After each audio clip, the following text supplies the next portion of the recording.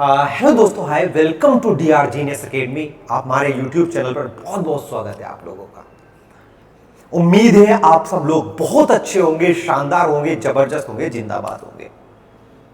मेरा नाम है कलाम, आप लोगों का मेंटोर, पॉलिटी टीचर। आज मैं आप लोगों के सामने एक बहुत इंपॉर्टेंट वीडियो लेकर आया।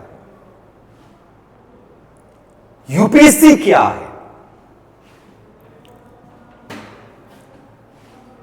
यूपीएससी की तैयारी कैसे शुरू की जाए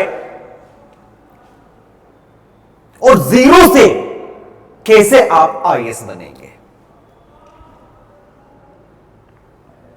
एक ऐसी वीडियो जिसमें आप लोग कंप्लीट अपनी तैयारी को समझेंगे,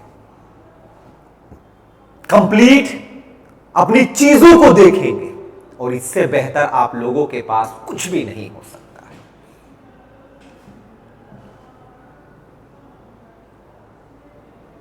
क्या है इसमें?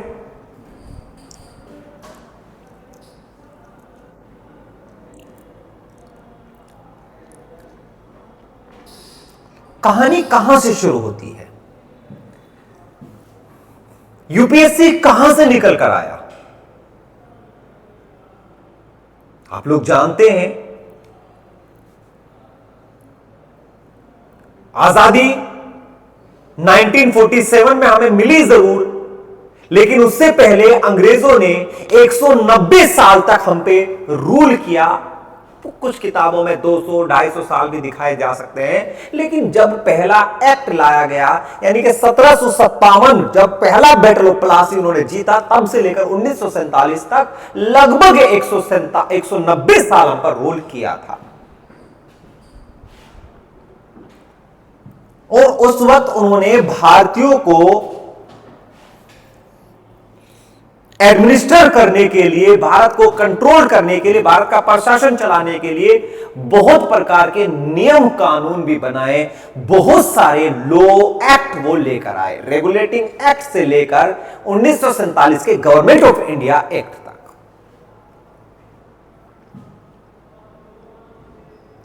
और उन्हीं एक्ट में ऑल इंडिया सर्विसेज आप लोगों को दिखाई पड़ती है, जिसके माध्यम से भारत का प्रशासनिक स्ट्रक्चर को रिफॉर्म किया गया। भारत में सिविल सेवा के फादर के तौर पे लॉर्ड कॉर्नवालिस दिखाई पड़ते हैं। 1854 के बाद इस कंपटीशंस को पहली बार ओपन कंपटीशन में रखा गया, भारतीयों को भी आजादी दी गई। सत्येंद्र प्रसाद सिन्हा, ऐसे बहुत सारे सिविल सर्वेंट थे जिन्होंने पहली बार में ही इस एग्जाम को क्वालिफाई किया। 1930s के 1930 के ईरा में 1927 के आसपास ली कमीशन आया और इसको 3 पार्ट में डिवाइड कर दिया। Joint public service commission, provincial public service commission और जो संघ लोक सेवा आयोग, फेडरल पब्लिक सर्विस कमीशन। और वहां से शुरुआत होती है। 26 जनवरी 1950 को हम आजाद होते हैं और हमने इसको अपने हिसाब से मॉडिफाई करके ऑल इंडिया सर्विसेज को भारत में शामिल किया। एक ऐसा प्रेस्टिजियस एग्जामिनेशन जो हर भारतीय का सपना है, ऐसा एग्जाम जो आप लोगों को सिलेक्शन की तरफ लेकर जाता है, ऐसा एग्जाम जो आपको प्राउड फील कराता है, अपने देश की सेवा करने का मौका देता है। और आसान नहीं है, आसान नहीं है। अगर हम इस एग्जाम की बात करें तो एशिया के सारे देशों में one of the toughest examination आपका यूपीएससी है। कौन कराता है? यूपीएससी खुद एक संवैधानिक निकाय है, who is completely responsible to the recruitment for government of India. पूरे भारत एक सेंट्रल लेवल पर आप लोगों को नजर आता है। और इसमें CSC civil service examination most prominent है। हालांकि यह भी पता होना चाहिए कि स्टेट पीएससी भी आप लोगों को नजर आता है, UP PSC, RPSC, state PSC भी आपको दिखाई पड़ते हैं, पब्लिक सर्विस कमीशन,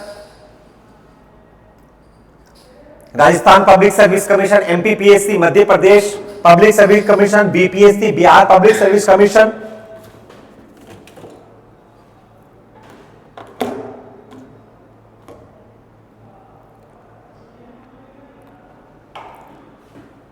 इसका मतलब कि सेंटर और स्टेट दोनों लेवल पर मौजूद है। अब चूंकि हम यूपीएससी की बात कर रहे हैं तो हमें सेंटर लेवल पर समझना होगा। तो सबसे पहले मुझे पता लग गया कि एक गवर्नमेंट एग्जाम है और एक ऐसा एग्जाम है जिसको पाना एक सपने के बराबर है। ऐसा एग्जाम जिसमें लाखों बच्चे पार्टिसिपेट करते हैं, ऐसा एग्जाम जिसमें आपकी सोच, आपकी इंटेलेक्चुअलिटी को जज किया जाता है। आप देश के लायक हैं, आप देश को संभालने के लायक हैं, आप देश का प्रशासन संभाल सकते हैं या नहीं संभाल सकते, ये इस चीज को फोकस करता है और इसीलिए ये इंपॉर्टेंट हो जाता है। सबसे पहले बात कर लेते हैं यहां पर एलिजिबिलिटी क्राइटेरिया की। क्या एलिजिबिलिटी है, कौन कर सकता है? बिगिनर से। सबसे पहले अगर आप इंडियन हैं, दूसरा आपकी एज लिमिट 21 से 32 साल, हालांकि रिलैक्सेशन यहां पर रखा गया। जनरल के लिए 32 इयर्स, ओबीसी के लिए 35 इयर्स और उसी प्रकार जो रिजर्व्ड कैटेगरीज है एससी एसटी, उनके लिए भी यहां पर अलग अलग प्रावधान किए गए हैं, अलग अलग कंटेक्स्ट यहां पर आप लोगों को दिखाई देते हैं। क्वालिफिकेशन महज ग्रेजुएशन चाहिए, चाहे मैथ में ग्रेजुएशन हो, साइंस में हो, कॉमर्स में हो, आर्ट में हो, डजंट मीन केवल ग्रेजुएशन हो। क्यों? क्योंकि यहां से चीजें शुरू होती है। अटेम्प्ट कैटेगरी वाइज आप लोगों को अटेम्प्ट दिखाई पड़ते हैं। जनरल के अलग अटेम्प्ट हैं, ओबीसी के अलग अटेम्प्ट हैं, एससी एसटी के अलग अटेम्प्ट हैं। हालांकि कई केसेस में ये अटेम्प्ट बढ़ा दिए जाते हैं। आमतौर पर बहुत डिफिकल्ट काम है, जैसे कोरोना के टाइम पर अटेम्प्ट को बढ़ाने की बात रखी गई थी, एग्जाम पोस्टपोन्ड हुआ था, एज रिलैक्सेशन को बढ़ाने की बात रखी गई थी। 2014 में भी एक ऐसा ही विवाद देखने को मिला था। क्लियर है? चलिए सर, ये बात हमें समझ में आ गया। अब बात करते हैं एग्जाम की स्टेज। अगर हम इस एग्जाम के स्टेज की बात करें तो यहां पर आप लोगों को सबसे पहले नजर आता है प्रीलिम्स। प्रीलिम्स में 2 पेपर होते हैं। ऑब्जेक्टिव टाइप होता है, ऑब्जेक्टिव टाइप, क्वालिफाइंग, मतलब इसका जो वेटेज है वो केवल और केवल एक राउंड तक ही सीमित है। इसका दूसरे राउंड से कोई लेना देना नहीं है। इसका दूसरे राउंड के कंटेक्स्ट में आपको कोई भी लेना देना दिखाई नहीं पड़ता है। तो यहां पर जो इसका वेटेज प्रीलिम्स क्वालिफाई करने तक सीमित है। General studies 100 questions, 2 marks each, 200 questions, 200 marks आपको दिखाई पड़ते हैं और इसकी कट ऑफ जाती है। कट ऑफ अब हो सकता है कट ऑफ 100 चली जाए, हो सकता है कट ऑफ 90 चली जाए, हो सकता है 95 चली जाए, डिपेंड करता है। नेगेटिव मार्किंग के साथ आप लोगों को यहां पर कट ऑफ दिखाई पड़ती है। 100 क्वेश्चंस, 2 मार्क्स ईच, 200 मार्क्स का जनरल स्टडीज का पेपर होता है। दूसरा जीएस पेपर 2, सीसेट, जिसे आप मैथमेटिक्स पेपर के तौर पर जानते हैं। एक ऐसा पेपर जिसने सबसे ज्यादा बच्चों को डराया हुआ है, एक ऐसा पेपर जहां पर सबसे ज्यादा बच्चों को खतरा महसूस होता है। हालांकि इसमें 80 क्वेश्चंस आते हैं, कितने मार्क्स के? 200 मार्क्स के। लेकिन यहां पर याद रखिएगा कि ये क्वालिफाइंग मार्क्स लाने जरूरी हैं। मतलब 80 क्वेश्चंस में से आपको 28 अप्रोक्सीमेट सही करने होंगे, आपको 66 मार्क्स इसमें लाने होंगे। अगर आप 66 मार्क्स ले आते हैं, 33%, 67 के करीब बैठेंगे। अगर आप ये मार्क्स ले आते हैं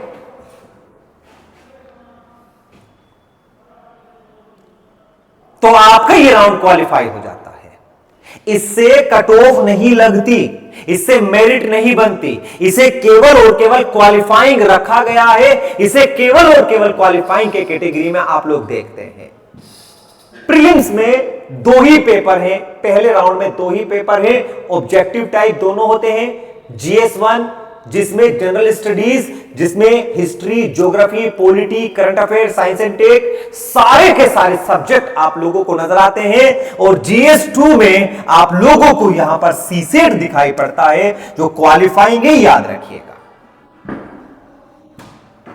दूसरा राउंड होता है मेंस का, जिसमें डिस्क्रिप्टिव आप लोगों से पूछे जाते हैं। और डिस्क्रिप्टिव का मतलब क्या है? यहां पर डिस्क्रिप्टिव का मतलब यह है कि आपको यहां पर आंसर लिखना होगा। और असल में जो मेरिट बनती है प्रीलिम्स के बाद, मेंस की मेरिट जो बनती है वो इसी के बेस पर बनती है, इसी के बेस पर। अगर हम देखें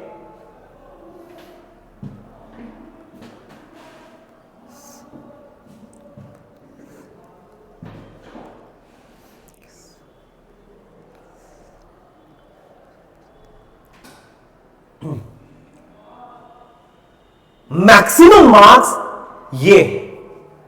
हालांकि इंटरव्यू के मार्क्स आप लोगों को दिए जाते हैं, वो इंटरव्यू अगला राउंड है। लेकिन मेंस में 9 पेपर आपको नजर आते हैं। ईच पेपर 250 मार्क्स का होता है, जिसमें लैंग्वेज के पेपर जो है वो क्वालिफाइंग होते हैं। मतलब आप लैंग्वेज के पेपर को काउंट नहीं करते। इसके अलावा GS1 से लेकर GS4 तक ऑप्शनल के 2 पेपर और एस्से। इसका मतलब 250 नंबर का ये, 250 का ये, 250 का ये और 250 का ये, 1000 नंबर तो आपके हो गए GS1 GS2 के। 500 नंबर आप लोगों के हो गए ऑप्शनल के, और 250 नंबर का आपका हो जाता है एस्से। इसका मतलब 1750 में से आपको मेंस को क्वालिफाई करना होता है। सर ये तो, इसे तो निकालना बड़ा आसान है। क्या सर इसे आसानी से निकाला जा सकता है? यहां पर कंफ्यूजन क्या है कि ये history, geography, society, governance, constitutional polity, ये बहुत सारे बच्चों को पता ही नहीं होते। मतलब कभी उन्होंने सिलेबस को समझा ही नहीं है, वो सिलेबस को समझ ही नहीं पाए। साल दर साल, 2-2 साल, 3-3 साल प्रैक्टिस करते हैं, 3-3 साल मेहनत करते हैं, लेकिन रिजल्ट नहीं निकलता। वजह क्या है कि जिस लेवल पर उनको तैयारी करनी चाहिए थी, उस लेवल पर तैयारी हुई नहीं। और अंतिम परिणाम यह होता है कि वो 3 साल, 4 साल, 5 साल के बाद वापस चले जाते हैं। क्यों? क्योंकि एक तो गाइड नहीं किया किसी ने, मेंटोरशिप उनके पास नहीं रही, और कोचिंग, कोई भी कोचिंग एडमिशन ले लेते हैं, पैसा बर्बाद, समय बर्बाद, ना कुछ समझ आया। क्यों? जब तक आपने सिलेबस को ही नहीं समझा तब तक आप चीजें कैसे करेंगे? नहीं कर सकते। फिर कैसे शुरू किया जाए, उसकी बात करेंगे। इस राउंड के बाद आप लोगों को इंटरव्यू में जाना होता है, पर्सनैलिटी टेस्ट, और यहां से फाइनल मेरिट काउंट होती है। मैं आप लोगों की जानकारी के लिए बता दूं कि अगर आप लोग इस 1750 में से 50%, 60% या 55% या टोटल कट ऑफ में से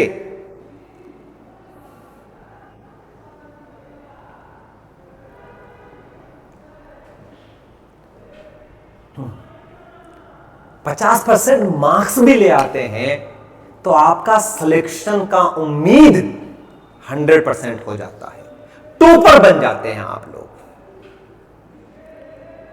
मेंस में आंसर लिखना आसान है, मेंस में आंसर लिखना आसान है, लेकिन मेंस के माध्यम से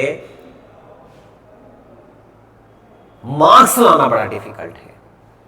अब ये तो हमें पता चल गया यूपीएससी क्या है, कैसे तैयारी हमें क्या क्या चीजें समझनी जरूरी है, क्या क्राइटेरिया है, ये बात हम बहुत अच्छे से समझ लिए। अब थोड़ा सा आगे बढ़ते हैं और जानते हैं कि अपनी तैयारी को कैसे शुरू किया जाए। 0 to IAS कंप्लीट गाइड 2027। अगर आप 2027 की तैयारी करने वाले हैं तो इससे बेहतर आपके पास कुछ भी नहीं हो सकता, इससे बेहतर आपके पास कुछ भी नहीं हो सकता।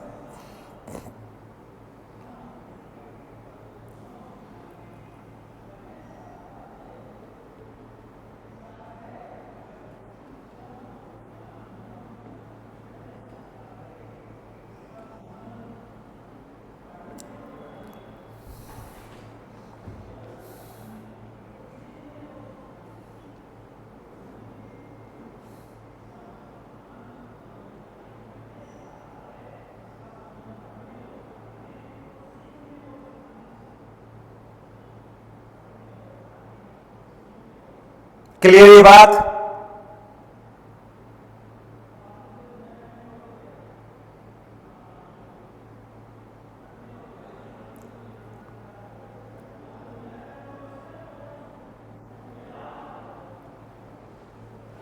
आगे बढ़ा जाए, चलिए अब कैसे शुरू किए जाए। सबसे पहले स्टेज 1 फाउंडेशन। देखो, किसी भी चीज को शुरू करने से पहले माइंडसेट को तैयार करना होता है।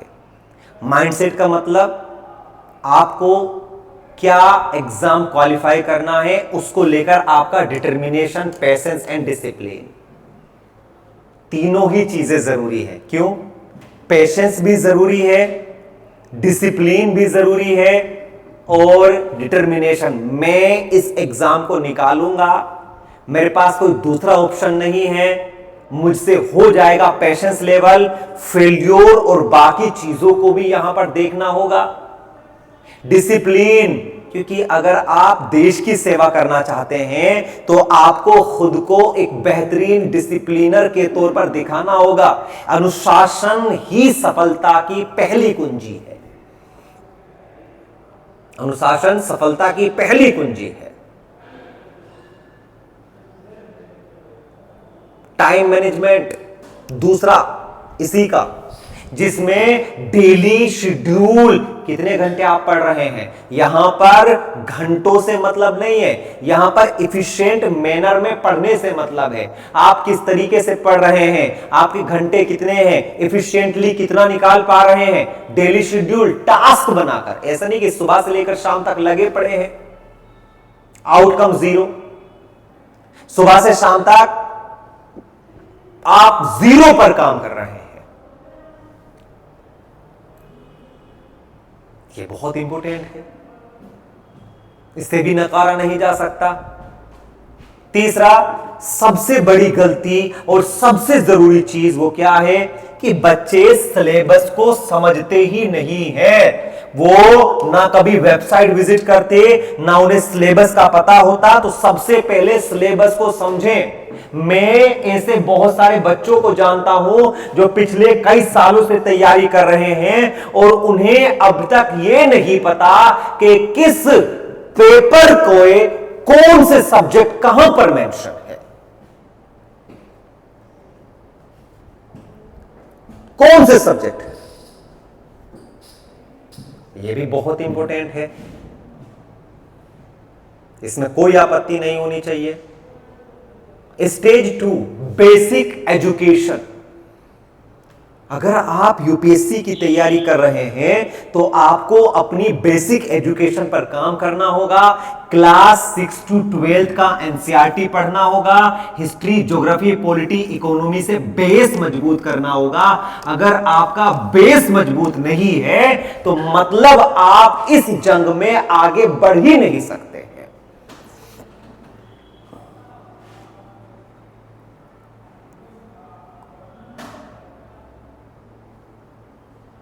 आप इस जंग में आगे बढ़ ही नहीं सकते हैं।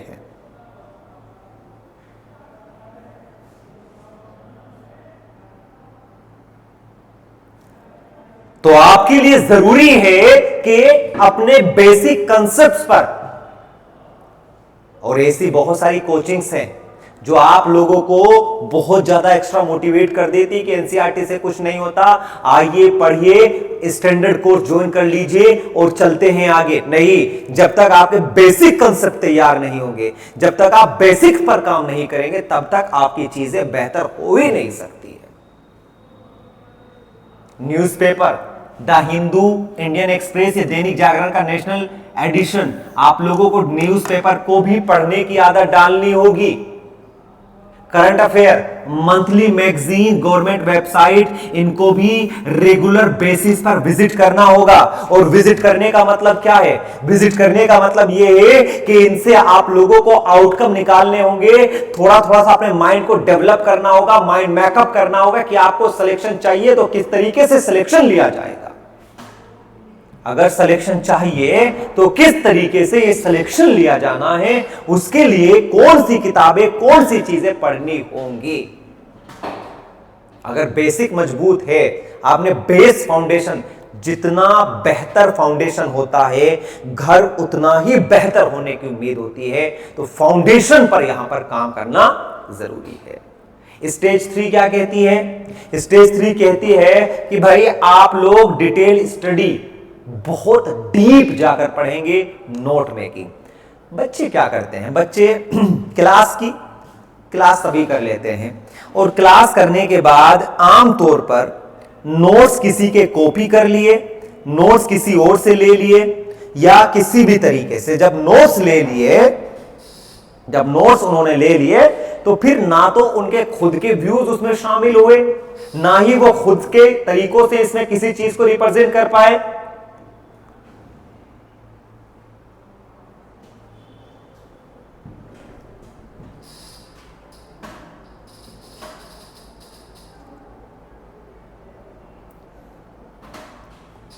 और फिर साल दर साल वो घूम कर आ जाते हैं कि सर सिलेक्शन नहीं हुआ।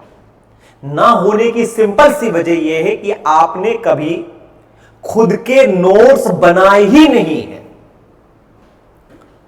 आपने पढ़ा जरूर है लेकिन नोट, इसीलिए नोट्स मेकिंग, क्योंकि जब तक आप रिप्रेजेंट नहीं करेंगे, जब तक आप अपने आप को खुद नहीं सिखाएंगे, तब तक आप बेहतर तरीके से रिप्रेजेंट नहीं कर सकते। प्लस ऑप्शनल सब्जेक्ट अपनी मर्जी से anthropology, sociology, PSIR, geography, history, जो मन करे आप चुन सकते हैं। उसको भी बहुत अच्छे से समझना होगा। क्यों? ये पूरा का पूरा 500, एक ही राउंड में 500। तीसरा, एस्से राइटिंग रेगुलर बेसिस पर प्रैक्टिस करनी होगी। आमतौर पर 2 एस्से पूछे जाते हैं, 125 मार्क्स के 2 एस्से यहां पर नजर आते हैं। और 125 मार्क्स के 2 एस्सों का मतलब सिंपल शब्दों में यह है कि आपको यहां पर और बेहतर तरीके से चीजों को करना होगा। Is it clear for everyone? इसमें कोई दिक्कत किसी बच्चे को नहीं? याद रखिएगा, अच्छा पॉइंट है, अच्छा कंटेक्स्ट है, तो इसमें भी कोई आपत्ति नहीं होना चाहिए।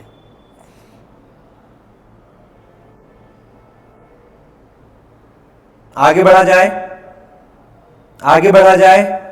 चलिए, चौथा राउंड आता है, स्टेज 4 आता है, प्रैक्टिस। देखो, जब हम किसी भी जंग की तैयारी करते हैं तो उस जंग को लड़ने के लिए सबसे ज्यादा जरूरी होता है प्रैक्टिस। आपके पास जितने भी बढ़िया हथियार हो, अगर चलाने नहीं आते, आप जितना भी नॉलेज अगर रिप्रेजेंट नहीं करना आता, तो कुछ नहीं कर सकते। तो प्रीलिम्स और मेंस का तैयारी प्लस टाइमली प्रैक्टिस शुरू करनी होगी।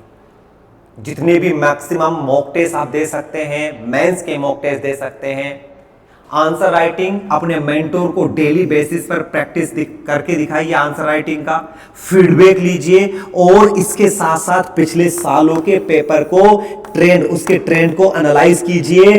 किस सब्जेक्ट से, कौन से टॉपिक से क्या क्वेश्चंस पूछे जा रहे हैं, किस प्रकार के क्वेश्चंस इंपॉर्टेंट हैं, क्या पूछे जा सकते हैं, यह पूरा का पूरा कंटेक्स्ट आप लोगों को यहां पर नजर आता है, यह पूरा का पूरा कंटेक्स्ट आपको यहां पर दिखाई पड़ता है।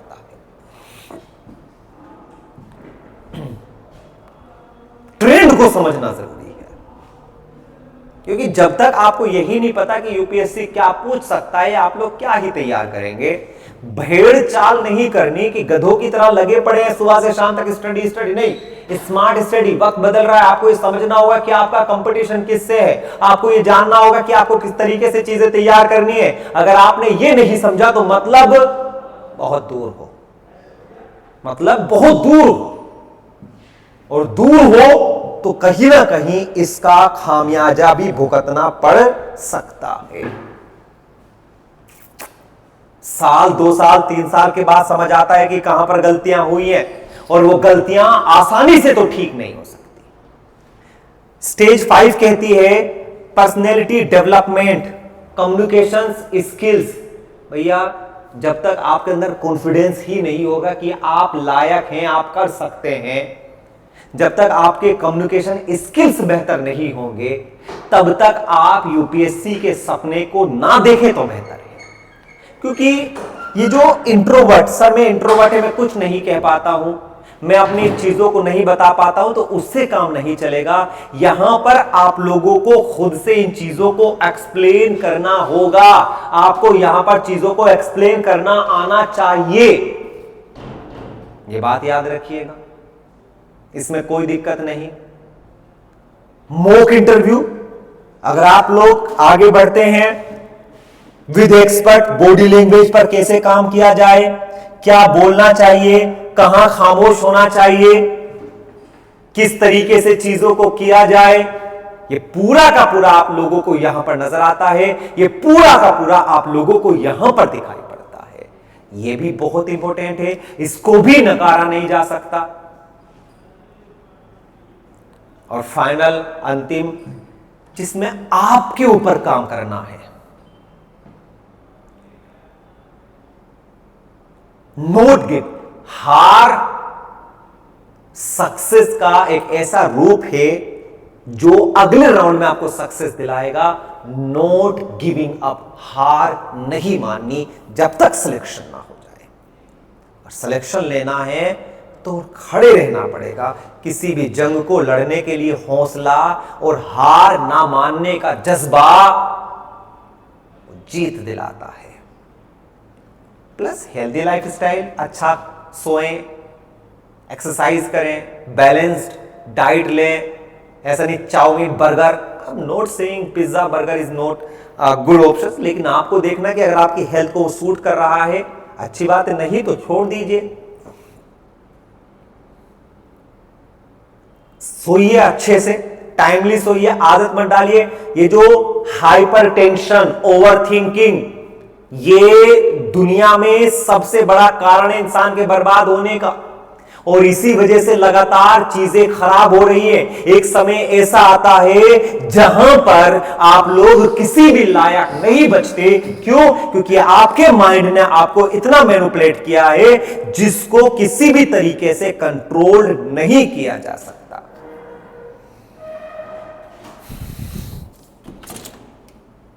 ये अलग पहलू है। प्लस सेल्फ बिलीफ, क्योंकि ये मस्ट है, आई कैन डू इट, मैं कर सकता हूं। ये कोई नहीं देगा आपको, ये आपको खुद देना होगा कि भैया आपसे बेहतर दुनिया में कोई नहीं हो सकता, आपसे बेहतर दुनिया में कोई नहीं है, आप जो जानते हैं उसे कोई नहीं समझ। तो यहां पर भी आप लोगों को थोड़ा सा बेहतर करना होगा, आप लोगों को यहां पर थोड़ा सा बेहतर करके दिखाना होगा। और ये वो पहलू है जहां पर आपको अपने सिलेक्शन की तरफ 0 से IS, और इसमें एक सबसे बड़ा रोल प्ले होता है मेंटोर का। मेंटोर, अगर आपके पास मेंटोर है तो मतलब आपके सफल होने के चांसेस बढ़ जाते हैं। जब तक आप अपने मेंटोर को अपनी चीजें नहीं बताएंगे, जब तक आप अपने मेंटोर के साथ चीजें डिस्कस नहीं करेंगे, तब तक ये चीजें सही तरीके से समझ आ ही नहीं सकती। तो थोड़ा सा इस बात का भी ख्याल रखिए, थोड़ा सा इस बात को भी समझने की कोशिश करें, ठीक है। डीआर जीनियस एकेडमी आप लोगों के लिए ये सब कुछ लेकर आ रही है। ऑनलाइन ऑफलाइन दोनों तरीके से आप हमारे साथ जुड़ सकते हैं, अपनी चीजों को बेहतर कर सकते हैं, सिलेक्शन की तरफ चल सकते हैं। फिलहाल इस सेशन को यहीं पर एंड करते हैं। बहुत बहुत शुभकामनाएं। जय हिंद, जय भारत, धन्यवाद। जल्द मिलते हैं online course. Thank you so much.